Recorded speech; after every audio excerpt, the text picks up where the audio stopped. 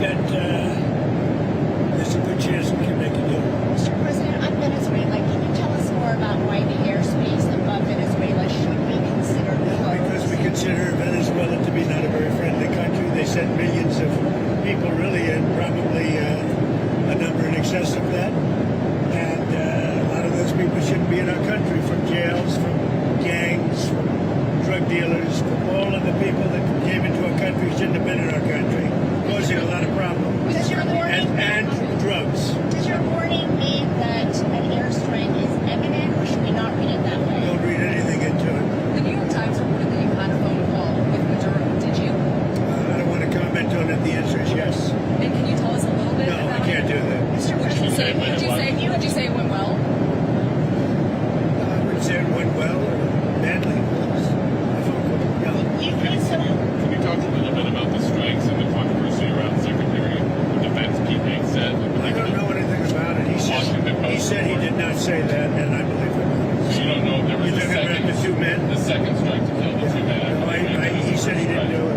He said he never said it. Would you be okay with that if he did?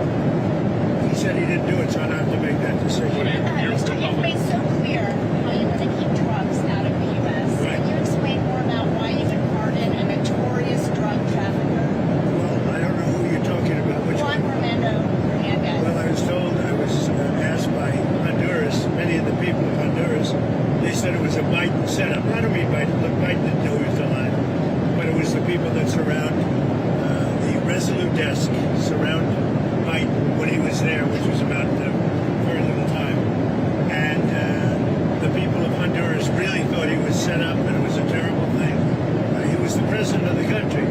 And they basically said he was a drug dealer because he was the president of the country. And they said it was a Biden administration setup. And I looked at the facts and I agreed with them. What evidence did you share that he was set up and that he wasn't? When you take a look, I mean, they could say that you take any country you want. If somebody sells drugs in that country, that doesn't mean you arrest the president and put him in jail for the rest of his life. Mr. President, can I just clarify, do you think the That U.S. includes this country, okay? To be honest, I mean, if somebody does something wrong, you put the president of the country in jail. They said it was a Biden setup. It was a Biden administration setup. And you have a big race going on this week, next week. I think it's going to be a very important race. It'll be interesting to see Honduras. That's what you're talking about, right? Correct, yes. Yes, ma'am.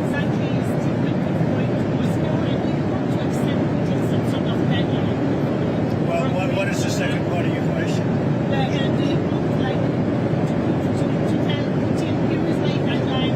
No, I don't have a deadline. I have a deadline when the war is over. And hopefully the war is going to be over. 27,000 people killed last week. 27,000 over the last 3 or 4 weeks. 27,000 people killed. That war should end. President, just for clarity, if there, on the Venezuela boat strike, if there were a second strike that killed wounded people, even in the first strike, are you thinking that would be legal? You think that's illegal? I don't know that happened. And Pete said he did not want them. He didn't even know what people were talking about. So we'll look into it. But no, I wouldn't have wanted that. Not a second strike. The first strike was very lethal. It was fine. And if there were 2 people around, but Pete said that didn't happen. Does that make you? I have great confidence. He's saying there's no second strike? I don't know. I'm going to find out about it. But Pete said he did not order the death of those 2 men. Do you have any concerns about how those boat strikes have been carried out at all? Very little, because you can see the boats, you can see the drugs in the boats, and each boat is responsible for killing 25,000 Americans. So, and they're doing an amazing job. And you know, we're getting, you just look at the numbers, the amount of drugs coming into our country by sea is infinitesimal compared to what it was just a few months ago.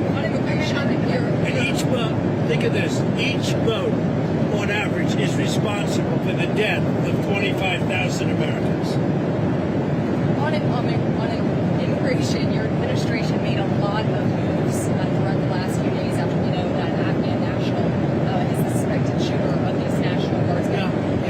People that shouldn't be in our country. That's right. So you announced that asylum. And that includes Somalians and it includes plenty of others. How long does your administration plan to pause asylum into the U.S.? I think a long time. Can you give any kind of time? We don't want those people. We have enough. enough problems. We don't want those people. Is that a year, 2 years?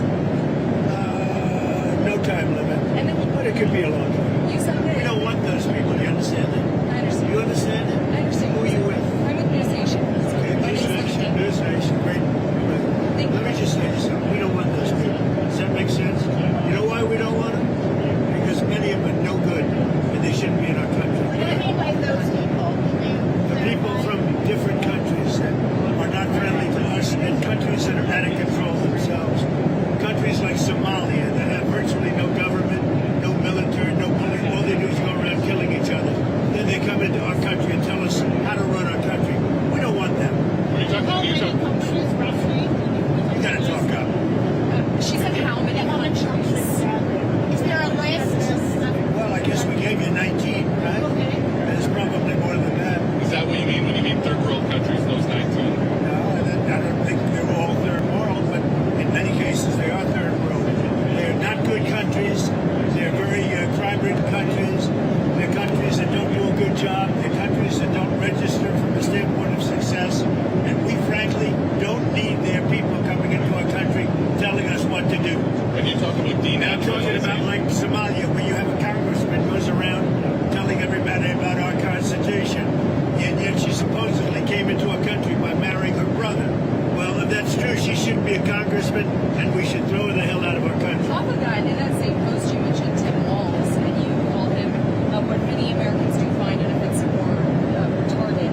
Do you stand by that claim of calling Tim Walz retarded? Yeah, I think there's something wrong with it. Absolutely, sure. Because you don't You have a problem with it? You know what? I think there's something wrong with it. Anybody that would do what he did, anybody that would allow those people into a state and pay billions of dollars out to Somalia. We give billions of dollars to Somalia. It's not even a country because it doesn't function like a country. It's got a name, but it doesn't function like a country. When you talk- Yeah, there's something wrong with Walls. Mr. President, you said that you might denaturalize some American citizens. Can you talk You about mean people that are in here that shouldn't be here? that became Americans? Are you Well, trying to we'll see. revoke I their mean, yeah, if we have criminals that came into our country and they were naturalized maybe through a Biden or somebody that didn't know what they were doing. If I have the power to do it, I'm not sure that I do, but if I do, I would denaturalize absolutely. What do you mean by Yeah, do you have a question? Yeah? What do you mean by reverse migration? It means get people out that are in our country. Get them out of here. I want to get them out. We got a lot of people in our country that shouldn't be here, and they came in through Biden. And he was the worst president in the history of our country. But the single biggest thing he did was allow millions of people into our country that shouldn't be here. Drug dealers, prisons were opened up and allowed to come into our country. You take a look at the people that were allowed to come into our country. We're paying a big price for it, and we will for years to come, including the recent killer of two wonderful National Guards people. And I'll tell you what, that animal should not have been allowed to come into our country. Thank you very much, everybody. Thank you. Have you spoken with Andrew Wolf's family? Can you give us an update on I have spoken to both families. Well, I mean, I can give you an update. They're devastated. Does that make sense to you? They're devastated. Can you give us an update on Andrew Wolf's? Well, as you know, the one is no longer with us, and Andrew is fighting for his life. And his parents are unbelievably great people, highly religious people, and they're praying, and they want everybody to pray for Andrew. And he has a chance to make it, but he is, his mother and father, they were so unbelievable. They were so positive. From West Virginia, great state. I spoke with Sarah's parents, too, and the only thing I can say, they were devastated. Do you plan They to can't bring- even believe it. It's absolutely devastating to lose your children. Do you plan to bring the extras to the White House? Yeah, I do. I've already suggested it. I said, when you're ready, 'cause that's a tough thing, come to the White House. We're going to honor Sarah. And likewise with Andrew, recover or not, we're going to honor I do have one more question about Witkoff, because you mentioned, and this was asked previously, can you tell us what day Witkoff is going to meet with Wheatley? And then on that, is that meeting... sometime next week.